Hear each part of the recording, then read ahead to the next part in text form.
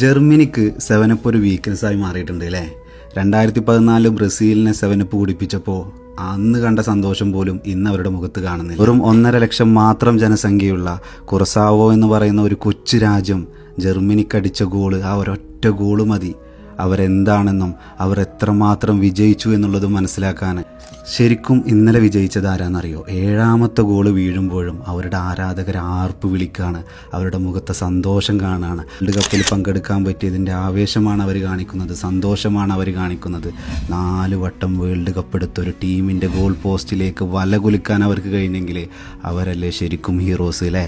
കേരളത്തിലെ ആലപ്പുഴ നഗരസഭയിലുള്ള ജനങ്ങൾ പോലും അവരുടെ രാജ്യത്തിലില്ല. ആ 1.5 ലക്ഷം ജനങ്ങളിൽ സ്വന്തം ടീമിൻ്റെ കളി കാണാൻ വേണ്ടി വന്നത് 10,000-കണക്കിന് ആളുകൾ. നമ്മുടെ നാട്ടിലൊരു പഞ്ചായത്ത് മേള ഉണ്ടാകുന്ന സമയത്ത് നമ്മൾ ഫൈനലിലേക്ക് എത്തിയ നാട്ടിലത്തെ മുഴുവൻ ചെക്കന്മാരെയും കൂട്ടി പോകുന്നത് പോലെ അവർ പോയത് നോക്കിയ നിങ്ങൾ, അവരുടെ ഒരു സന്തോഷം നോക്കിയ നിങ്ങൾ.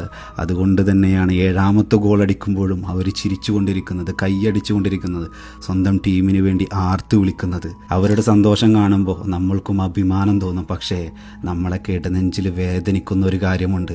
150 കോടി ജനങ്ങളുള്ള ഇന്ത്യയിൽ നമുക്കൊരു ടീമിനെ സെറ്റാക്കാൻ പറ്റുന്നില്ല എന്ന് പറയുമ്പോൾ അത് നമ്മളുടെ ഭരണകൂടത്തിൻ്റെ കഴിവില്ലായ്മയല്ലേ? നിങ്ങളൊന്ന് ആലോചിച്ച് നോക്കണം. ക്രിക്കറ്റിന് വേണ്ടി സപ്പോർട്ട് ചെയ്യുന്ന അതിൻ്റെ പകുതി പോലും ഫുട്ബോളിന് വേണ്ടി സപ്പോർട്ട് ചെയ്യാത്തത് കൊണ്ട് മാത്രം സംഭവിക്കുന്ന ഒരു കാര്യം അല്ലേ? എന്താണ് നിങ്ങളുടെ അഭിപ്രായം? കമൻറ്റ് ചെയ്യാൻ മറക്കല്ലേ. ഇതുപോലുള്ള വീഡിയോസിന് വേണ്ടി ഫോളോ ചെയ്ത് കൂടാൻ മറക്കണ്ട. Thanks for watching.